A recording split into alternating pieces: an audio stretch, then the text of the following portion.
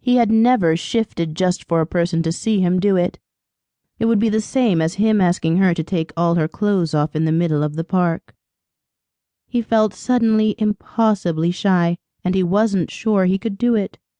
But he also wasn't sure he could tell her that. It seemed like the least he could do after all of this dramatic show, especially with her handling it as beautifully as she had. It was the least he could do, right? But could he actually do it? "Please, Caleb, I think I need to see it, to understand. I want to see your secret come to life." "Okay, if it's important to you. But you may want to take a step back." She smiled, looked at him with eyes that were almost free of fear, and lifted her chin defiantly. She wasn't going to step back. She wasn't going to be afraid of him, regardless of what form he took on. She was truly a magnificent woman, the likes of which he knew must be exceedingly rare. Looking at those eyes gave him the courage to do what she was asking him to, and when he looked at Tyler, he saw Tyler give his nod of approval as well. So everyone was on board with this, too. He might as well get on board, too. He looked down at his feet, feeling ridiculously self-conscious. He was going to do this. He was going to do this. And then, all at once, his mind and his body went completely quiet.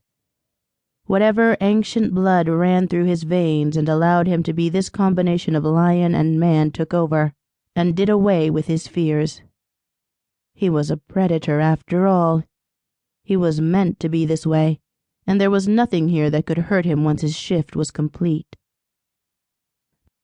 And the shift itself felt like ecstasy, like the high every junkie in the city was chasing.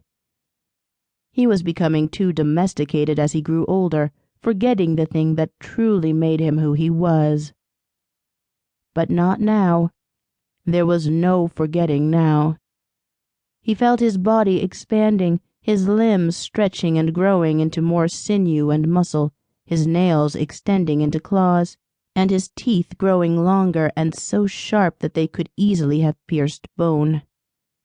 His body grew a layer of soft fur, his hair lengthening to a mane, and then finally his transformation was complete.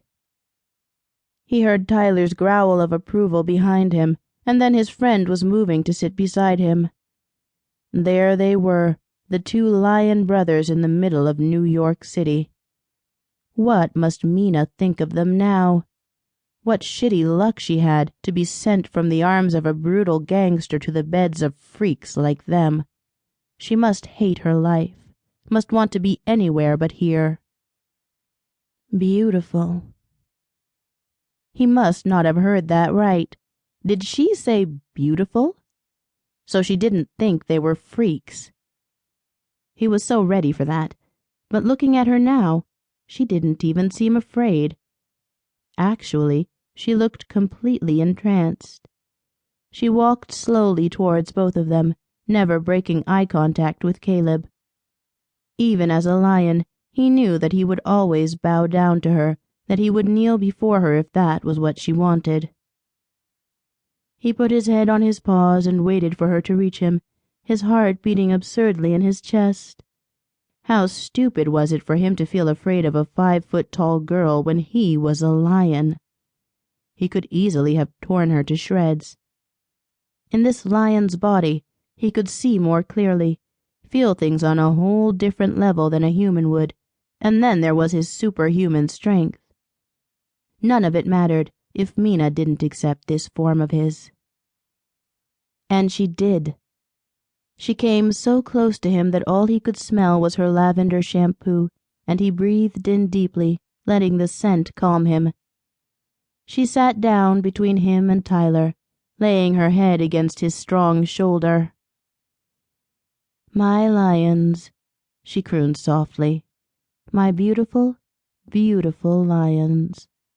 To keep listening to this audiobook, I've left you a link in the description so you can do it, at no cost thanks to Audible's 30-day free trial.